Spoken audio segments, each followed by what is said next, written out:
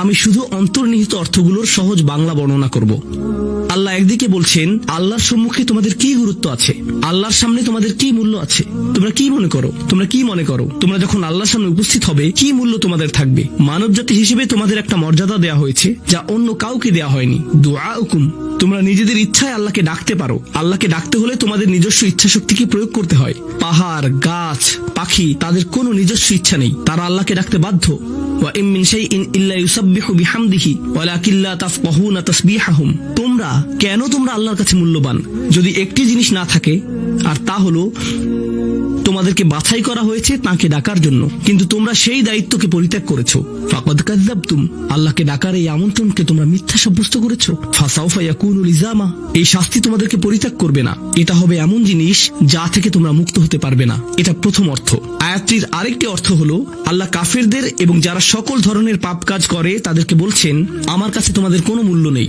আর তোমাদের এখনো টিকে থাকার একমাত্র কারণ হলো তোমাদের মধ্যে কিছু মানুষ রয়েছে যারা এখনো আমাকে ডাকে। পৃথিবীর বুকে এখনো কিছু ইমানদার রয়েছে যারা এখনো আল্লাহর উদ্দেশ্যে ক্ষমা প্রার্থনা করে, আর তারাই একমাত্র কারণ যে জন্য তোমরা এখনো বেঁচে আছো। আয়াতের তৃতীয় অর্থটি কাফেরদের উদ্দেশ্যে এবং এমন মুসলিমদের উদ্দেশ্যে যারা আল্লাহ থেকে অনেক দূরে রয়েছে, তাদের জন্য এটা প্রযোজ্য। আল্লাহ বলেছেন তোমাদের কি মূল্য রয়েছে আমার কাছে?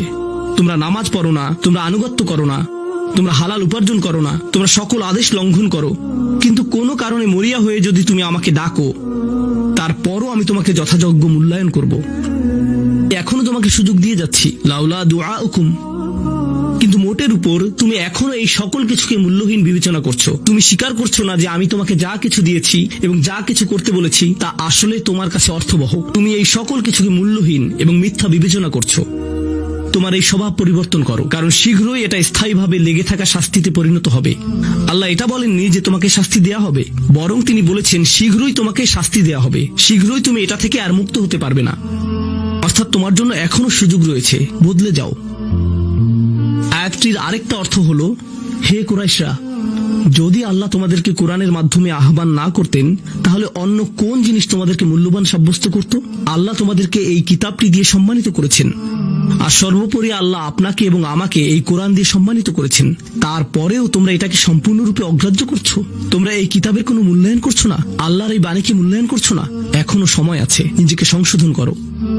এবং আল্লাহ তার কথা বলার জন্য যে তোমাদেরকে বেছে নিয়েছেন তার গুরুত্ব অনুধাবন করো।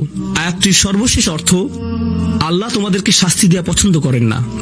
আয়াতাংশটির ভাষাতাত্ত্বিক একটি অর্থ হলো তোমাদেরকে শাস্তি দেওয়ার জন্য আল্লাহ আগ্রহী নন। তার কোনো উদ্দেশ্য এবং আকাঙ্ক্ষা নেই তোমাদেরকে শাস্তি দেওয়ার, কিন্তু আল্লাহ ছাড়া অন্য কাউকে ডাকার যে অপরাধ তোমরা সংঘটিত করেছো তা এতই বড় যে এর জন্য শাস্তি দিতেই হবে। অন্য কথায় আল্লাহ আপনাকে শাস্তি দিচ্ছেন যদিও তিনি চান না। মা ইয়াফআলুল্লাহু বিআযাবিকুম, তোমাদেরকে শাস্তি দিয়ে আল্লাহর কোনো প্রাপ্তি নেই। আপনাকে শাস্তি দিয়ে আল্লাহর কি পাওয়ার আছে? আল্লাহ এখানে বলছেন আমি তোমাদেরকে শাস্তি দিতে চাই না, কিন্তু তোমাদের অপরাধগুলো অনেক বড় আর শীঘ্রই এই শাস্তি স্থায়ী হয়ে যাবে। এই মুহূর্তে এগুলো অস্থায়ী, তোমরা এগুলো মুছে ফেলতে পারো। তাই এখনো ফিরে আসো, আল্লাহর দিকে ফিরে আসো। আমাদেরকে এই সকল সুযোগ দেওয়ার পর শুধুমাত্র তার কাছে ফিরে আসাই না, বরং তার নৈকট্য লাভের সুযোগ দেওয়ার পর সবশেষে তিনি বলছেন কেন তোমরা শাস্তি পেতে চাও? আমি তো তোমাদেরকে শাস্তি দিতে চাই না, তোমরা শুধু ফিরে আসো। আল্লাহ সহজ করে দিন যাতে আমরা এই বিষয়গুলোকে হৃদয়ের গভীর থেকে অনুধাবন করতে পারি, এবং তিনি আমাদেরকে তাদের অন্তর্ভুক্ত করুন যাদের প্রভাবে চারপাশের পথভ্রষ্ট মানুষদের এবং চারপাশের আল্লাহর অবাধ্য মানুষদের হৃদয়ও কোমল হয়ে যায় এবং তারাও আল্লাহর কাছে প্রত্যাবর্তন করে। বারাকাল্লাহু লি ওয়া লাকুম ফিল কুরআনিল হাকীম ওয়া নাফা'নি ওয়া ইয়্যাকুম বিল আয়াতি ওয়া যিকরিল হাকীম।